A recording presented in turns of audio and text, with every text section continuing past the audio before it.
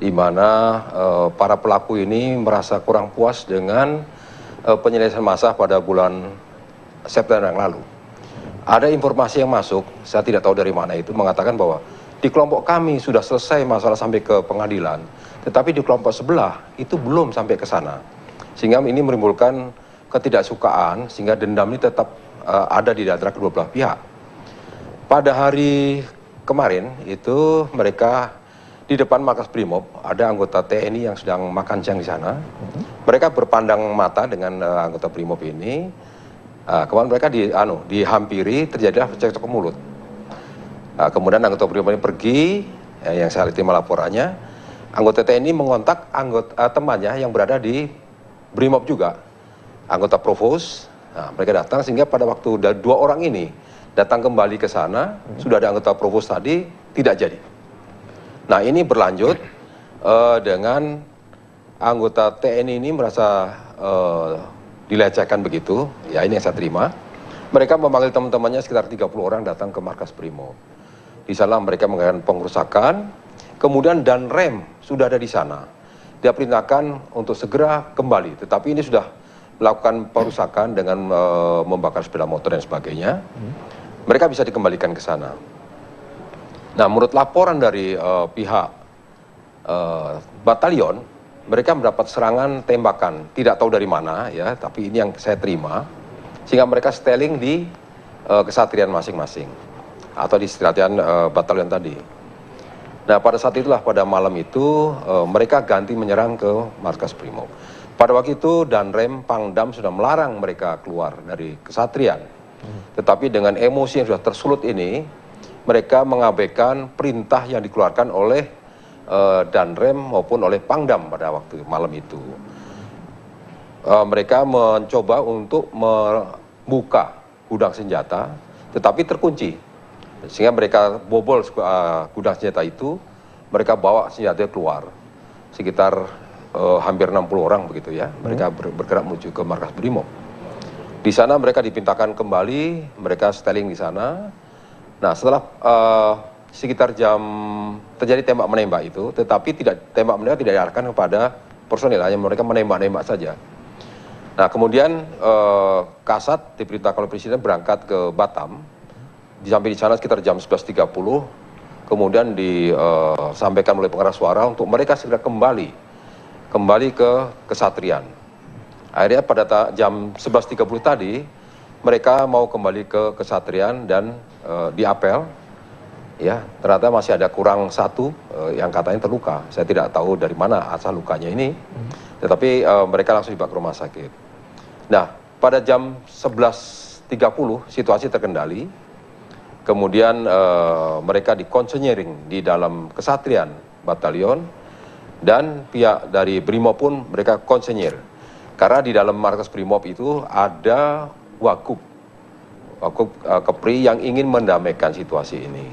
Ya, kemudian seluruh unsur TNI yang ada di Batam, termasuk yang ada Marinir, Angkatan Laut, ada TNI Angkatan Udara semuanya, mereka mengadakan siaga 1 supaya mereka tidak keluar dan terlibat di dalam pertikaian ini.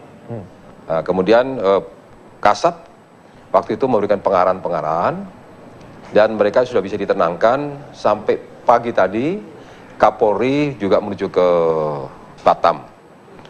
Tadi pagi saya menghadap Presiden, beliau memberikan arahan-arahan agar masalah ini diselesaikan dengan cara mempertemukan pimpinan kedua pihak, datang ke markas, saling berkunjung. Kemudian siapa yang bersalah dalam ini harus ditindak.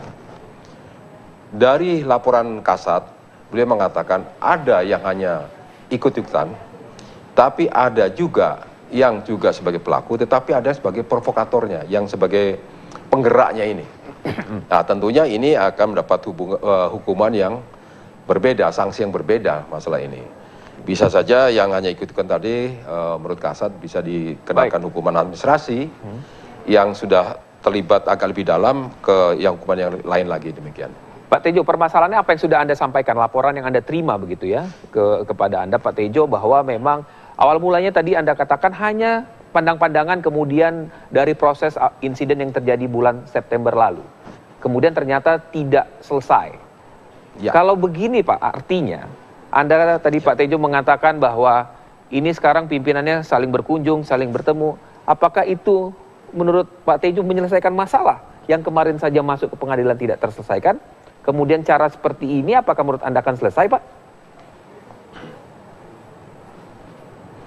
Tidak hanya satu sisi saja, mereka harus menyelesaikan dari berbagai aspek. Satu adalah masalah penyelesaian hukum harus adil kedua belah pihak. Kedua, sanksi harus tegas. Ya, tadi ada yang mungkin sanksi administrasi, ada sanksi mutasi ya ke tempat lain, dan yang lebih berat adalah sanksi hukum disertai dengan pemecatan. Kenapa saya katakan pemecatan? Karena mereka sudah melakukan tindakan insubordinasi. Di dalam militer ada insubordinasi adalah melawan perintah atasan. Apalagi mereka sudah membuka gudang senjata dengan paksa, menggunakan senjata ini tanpa seizin dari pimpinan. Ini sudah insubordinasi. Ini mungkin berat. Ya. Demikian juga dari pihak Polri, demikian juga saya mengharapkan bahwa tindakan yang diambil pun harus seimbang, harus sama. Karena tidak mungkin clash ini terjadi dari satu pihak, pasti akan dari dua pihak. Lepas dari masalah satu senjata digudangkan, yang lain sudah merasa tidak, tetapi kejadian ini nyata dua pihak bersenjata. Ini yang harus, menurut saya, yang harus diselesaikan oleh pimpinan kedua belah pihak.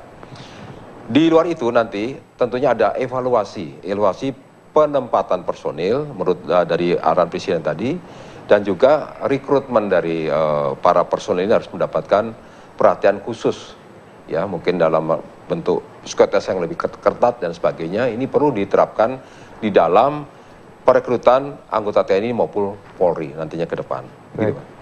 Lalu apakah sesungguhnya Mas Tanto dan juga Pak Tejo melihat, apakah ini semata-mata Kalian boleh mengadakan rahasia demikian, tapi kalian sendiri kan tidak bersih dalam hal ini. Jadi begitu mereka demikian ya yang disampaikan. Nah, dalam hal ini menurut saya ini adalah kesalahan dari pimpinan juga yang ada di daerah. Kenapa? Pimpinan daerah perlu memberikan pembinaan satuan. Kalau prajurit dibiarkan demikian, tidak ada kegiatan apa-apa, mereka akan mencari kegiatan di luar seperti itu, ya, sehingga terjumus ke dalam hal-hal yang sifatnya negatif. Tetapi mestinya komandan satuan itu memberikan kegiatan-kegiatan sifatnya bisa internal ataupun keluar dengan masyarakat dan pihak Polri dan TNI yang lain, kegiatan bersama. Ini akan membuat hubungan lebih baik, dan mereka sudah tidak berpikir untuk membuat apa namanya kegiatan-kegiatan yang mengarah kepada hal yang negatif tadi. Nah, ini mungkin yang kurang ke depan harus dibenahi mengenai pembinaan satuan tadi. Ini jadi pimpinannya harus bertanggung jawab, Pak ya. Jadi apakah benahi nantinya? Kalau pimpinan tadi Anda katakan harus bertanggung jawab? Tentunya. Jadi untuk ini juga nanti akan dievaluasi keberadaan para pimpinan yang ada di sana. Apakah ini karena kurangnya pembinaan satuan, atau memang anak-anak ini yang sudah membandel begitu ya. Kalau membandel tidak ada lain lagi, harus mendapat tindakan yang sangat keras seperti ini. Oke. Saya ke Mas Tanto. Mas Tanto, tadi Pak Tejo mengatakan benar sekali, memang betul ada fungsinya itu tadi. Kemudian tidak mendengarkan perintah atasannya. Karena kesejahteraan mereka juga tidak terjamin, Pak Tejo. Kesejahteraan mereka, jadi mereka terpaksa mencari di luar. Bagaimana Pak Tejo melihat ini? Memang itu menjadi salah satu juga penyebab. Namun kan keterbatasan pemerintah ini tidak bisa kita paksakan untuk membuat kesejahteraan prajurit meningkat. Tetapi semangat dari Presiden Jokowi ini adalah di dalam janji yang lalu adalah akan meningkatkan kesejahteraan prajurit TNI dan Polri. Nah, ini dengan tentunya dengan adanya pengalian bahan bakar, subsidi bahan bakar ini, kemungkinan juga ada nanti akan sebagian diarahkan kepada kesejahteraan TNI Polri. Karena ini menjadi amanat beliau pada waktu beliau melaksanakan kampanye dulu, berjanji akan menaikkan kesejahteraan TNI dan Polri. Mungkin inilah yang akan bisa membuat atau meredakan kegiatan-kegiatan ilegal yang dilakukan oleh para prajurit maupun anggota Polri.